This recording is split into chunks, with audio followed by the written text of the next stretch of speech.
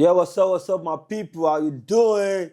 How you doing? It's a beautiful day to talk football. It's always a beautiful time and a beautiful day to talk football. And here we are on K Sport Podcast. They call me T to the FWSH, aka the Sport Chef. I know what I do. I serve banter on a platter. And in the studio with me today is a very handsome young man. Aha, he's a big boy die. My boss. Yeah, good morning. Good morning. My name is Farouk and I work with software development and I'm a proud gunner.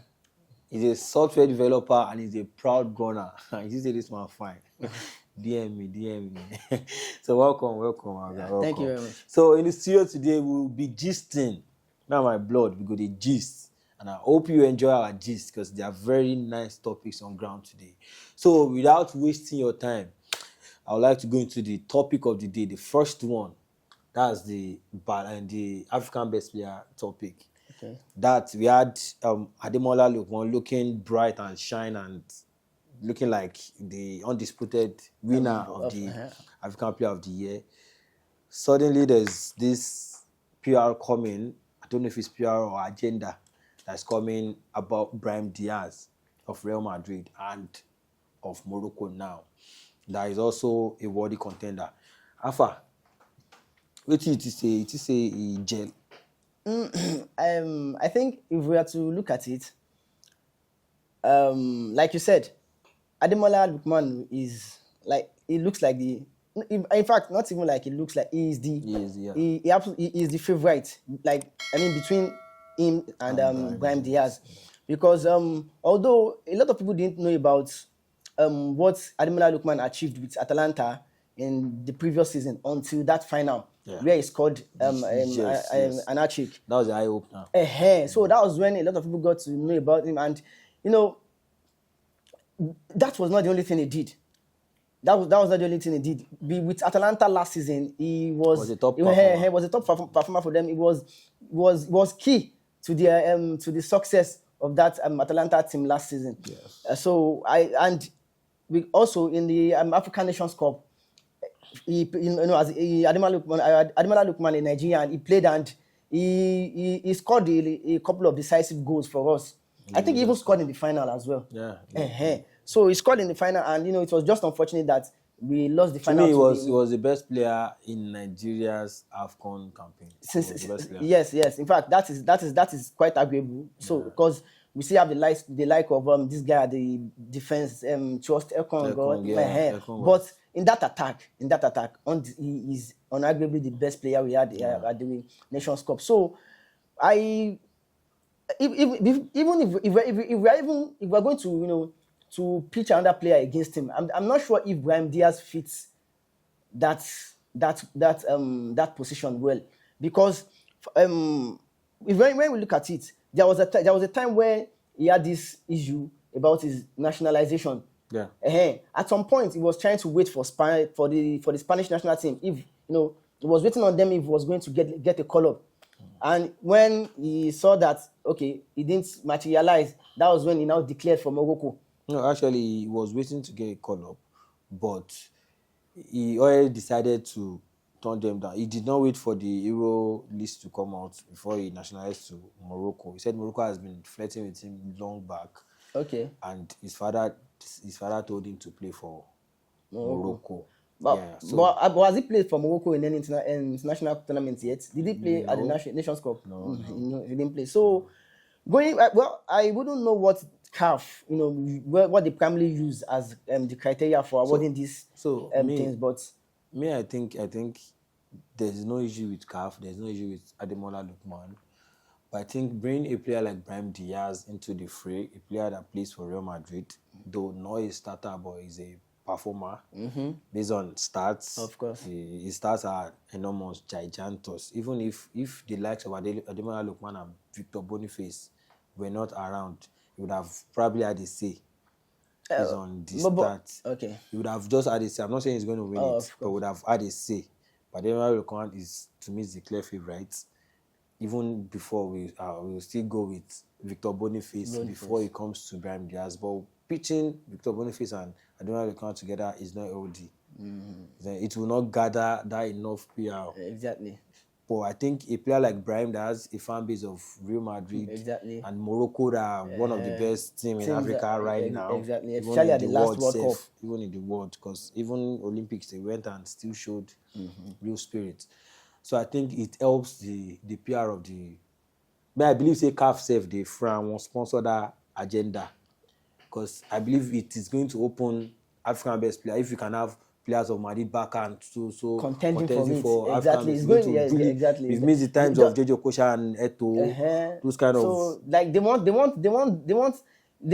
if like you said, CAF themselves may even like in a way be in support of this. It's going to put that award into a brighter light. Like now people get to know more about it every day on Twitter now, because I'm more active on Twitter. You get to see Ademola Lookman, Diaz, people bring Lookman's achievements, people bring counter ones and everything. So, but if we are going to look at it objectively, of course we are not the one. We are not the deciders. Yeah. But if we are going to look at it objectively, I think Ademola Lookman has, in fact, he edges Brahim Diaz. He's a clear favorite. Like clearly.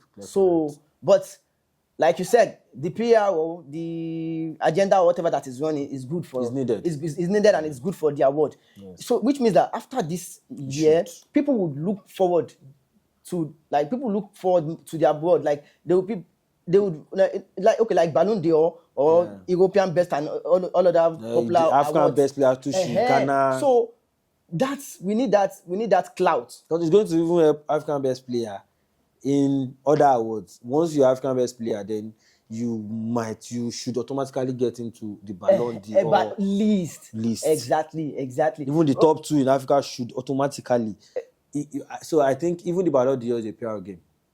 Of course. There are some stats you have as a player, a player like Haaland will have that stat. If a player like Messi or Ronaldo has half of that stat, who do you think will get the Ballon d'Or? But I think Ballon d'Or is half performance and half voting. Yeah. And as humans, our selections will be backed by sentiment. Yeah, sentiment and PR and everything. Okay, in the days of Ronaldo and Messi, Messi might be the clear favorite in a season, but some people would still choose Ronaldo because they'll tell you, no. Because it's sentiment. Yeah. So, there are a lot of factors. A lot of things that go into it, but PR, of course. Even if you have the ability and you don't have PR, a lot of players have massive ability, but no PR to back it up. They will always be overlooked. Even the ones that have bad PR. So like they say, there's no bad PR. There's no bad PR. There are some players that they came to limelight on bad terms. But still, at the end of the day, you see that you realize that it's going to add to, like, it's going to give a positive addition. At least their name will be people get to know about them, and so I think that's just the way it works. That is it. So that's that on Ademola Lookman and Brahim Diaz. We know our clear favorites, but we can't say, but I wouldn't expect anything like any twist to it. Anything outside Ademola Lookman, I wouldn't expect to. But I love the competition. If it's not going to be Ademola Lookman, it shouldn't be Brahim Diaz. I love the competition though. And I love that Brahim Diaz is being passionate about Morocco. I love it. I think a lot of players now would see the enjoyment we did to switch to Africa to come and play for us. Oh, yeah, exactly. Even Lookman, he switch. Yes. Brahim Diaz switch. So we'll not make they switch they go. So that's that on Brahim Diaz and Ademola Lookman, African best player. So moving on, I'd like us to talk about the UCL. Oh. The new UCL format. It's coming back this week. The runs on games and Thursday matches good day. No be only those people with their club, no they play. Are you talking about Chelsea? I don't talk anything. Okay. I don't talk anything. So now, what do you think about matches, the runs of matches? Will it be as entertaining as before? I think I really don't know what was the idea behind this new format. I think the FIFA is just hijacking a plan, because I think this is exactly what the Super League wanted to do. I mentioned this to someone earlier. I think last year. With this new Champions League format, I can't see any difference between this and the Super League that was proposed. That they said wants to keep football. Which was clearly objected. So, it With more money, Super League was expected to generate more money and give clubs more money than. Talking about the run of games, the only people who may like it are we the fans. Yeah. Because we as fans we don't get tired of seeing our teams play. We don't care. Even if we get to see them play every day of the week, we don't mind. Love it, yeah. But this is going to tell on the players. And because a lot of times we see football and most other sports as primarily we see it as a form of entertainment.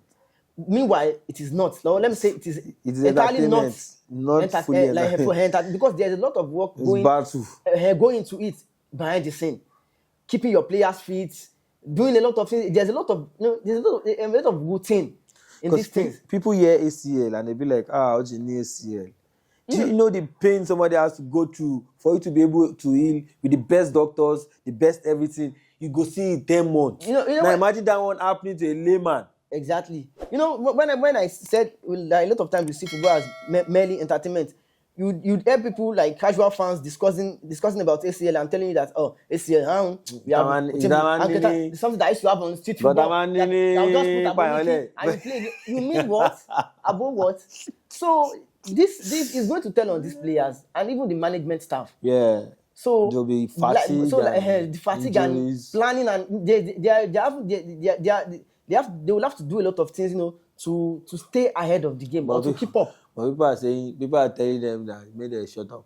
Because if you are paying me, pay me 200k per week that you're supposed to be able to blow me, use me. It doesn't. I don't think it works like that. That will only come from perspectives of people who see it as as entertainment entirely. Yeah. So these players are not robots. Yeah. You want to keep watching them for that number of times, and we expect them to deliver the same quality at every time. No, it is not possible. They will age early. Even mentally self, we all have other things that we do. Like they have families. They have even business. we the fans that are not footballers, we have our different work that we do. Sometimes you wake up and you feel like I don't feel like going to work today. Sure. If you are working under someone, you don't have a choice. But when you get to work, the energy might not be there. The vibe go low. So it happens to these players as well. That's why you watch a player that scored hat-trick and was all over the place last week. Next week and it goes. So it is not easy. That is why you have to give it to those players who are always turning up. So because they always say that consistency is the hallmark of champions. Yeah. So Messi and Ronaldo wouldn't have achieved all the things they achieved if they had not been consistent. So talking about this run of games is going to affect the players, and even the players too complain about it. We just started the league. Everybody, even after the third week, they go National League. They are going for Nations League again. They are coming back again the next 2 days. They have just 1 day to train, playing match again. You still play Wednesday, Tuesday, Wednesday, Thursday. Look at it now. Then still play on Saturday, Sunday. Exactly. Then you still. So like for some teams we play this weekend now. Okay, for instance, some teams we play on Thursday. After that Thursday, they will still play their league match on probably Sunday. After that Sunday, cup games will still come again. Madrid alone has like at least they are to play like 70 matches. Like for the whole season. For this season, imagine. 70 matches minus international games. And 70 matches. Now season just starts. They've had injuries like 6 or 7 already. That's going to be the implications of those things. And at some point it will become inevitable because these players are not robots. They are not robots. And that is why you see when you see some players, that's why you cannot blame some players when they try to ghost for their nation. Or when they try to avoid, they say that like this last international break, we had that Foden, or was it Palmer and some other players. They said they withdrew because of one. Even Madrid, we had Militao, so many, and some players say. Then after this, they started the train. So I can't really blame. So with this new UCL format, what I think, what I'm kind of looking forward to is the kind of matches that we are going to have. Yeah. We have a wider variety of games now, in a way, and because there's no home and away with the every same game team. is like a knockout. There's no home and away with the same team. Madrid plays Man City today. Maybe if it was the way, that one has gone. It moves on to another team. So we get to see a wide. You snooze, you lose. Exactly. So and there'll be underdogs too coming to the game because like league, so normal league underdogs they always shock big teams. So that is, it has its advantage, but the disadvantages too are also there, and which are in terms of the fatigue that would happen and the injuries and everything, and and players are not coming cheap. Squad depth, exactly, they're very important, but that squad depth too, players are not coming cheap. And they are always unforeseen circumstances. Yes. For instance, now when Arteta was interviewed this weekend, he said he had a clear plan for Tottenham. Then he had the news that one player is another player. Then he said he has to just even during the match too. There was still problem. So that is the way things are these days. But most of the time, like I do tell people, we must not forget the business part of football. So, and I think that's one of the reasons behind all these. That's development. The football is now mainly a lot of business for the owners, stakeholders. They're using the players like horses. So but UCL is going to be entertaining as usual. Definitely. if your team they there, you go there entertaining. And if you know your team no dey. Alhamdulillah. Alhamdulillah. Your team no dey. So coming home to the local, to our own Super Eagles. I'm proud to say Super Eagles after 2 matches for now. Super Eagles for now, and I hope it will be for life soon because I loved what I saw. The one that run for us, they were backing the Molue when we played against Rwanda, and I love the fact that they saw it as the big team, as a bigger team. They had to pack the bus, and though we got a draw, but it's still a plus. That's a sign of respect for us. Yes, because they believe that they can't go out attack against us, and they'll be beaten. So even the first game against Benin Republic, they attacked, and we shocked them. We beat them like say they be Peking, which is supposed to happen. Now my point is, we are supposed to be the giant of Africa, though we've not been lately in football. But alhamdulillah. So we talk about Austin Eguafon, our interim coach, because he's not on contract yet. I don't know. I think he should be given the contract based on in my own opinion, based on what I've seen so far. I would like to ask.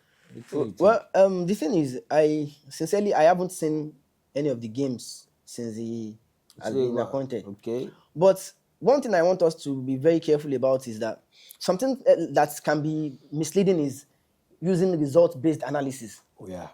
Because let me put it in put it into context. Look at Ten Hag in Manchester United. When he was interviewed and questioned about his performance and all, do you know what he made reference to? He said in England in the past 2 years that after Pep Guardiola, that they are the next in terms of achievement, which is not a lie.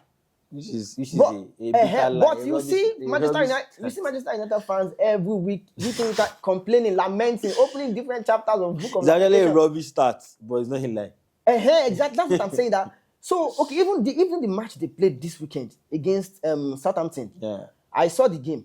Manchester United they were not outstanding. They were not. They were supposed to be beaten. They were not outstanding. But if you are going to use result-based analysis, Man U won 3-0. Wow, Diaz is doing fine. Yes. So I think when appointing a new coach, there are some deeper things that let me say the stakeholders need to consider.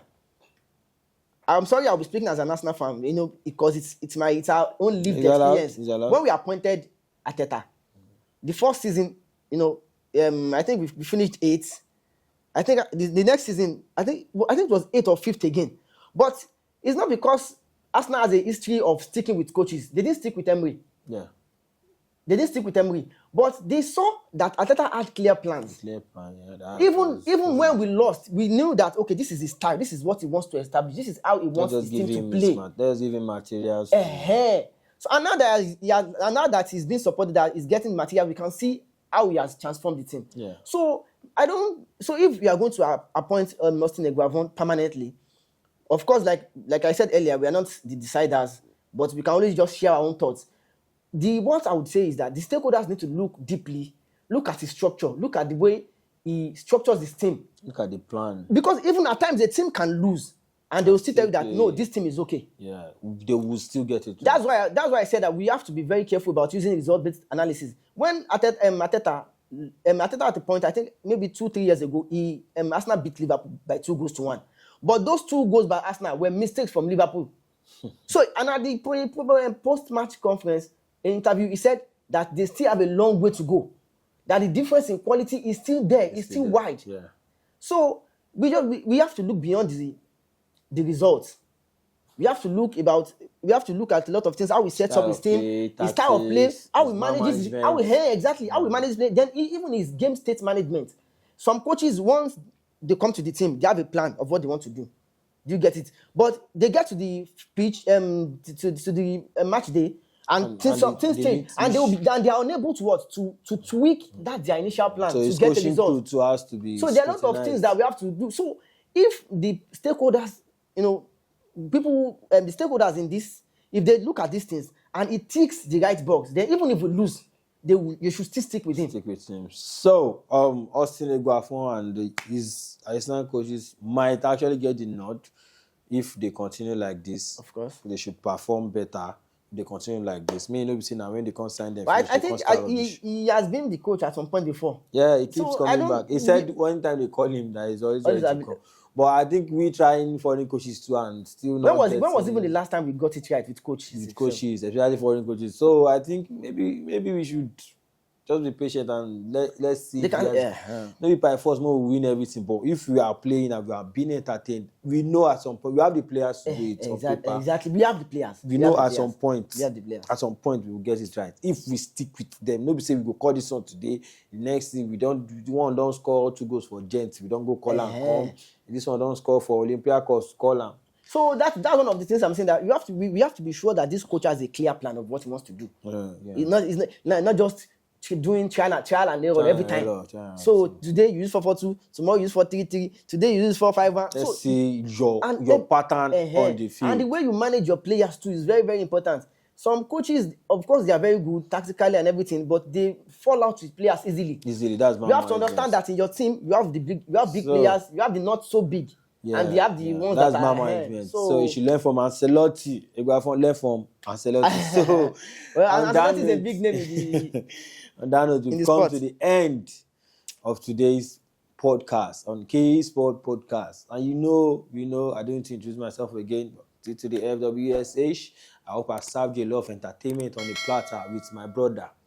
Thank you brother, the software gunner, Mr. Farouk. Thanks for coming to the studio. And God bless us all. It's KE Sport Podcast. See you next time, guys. Love you.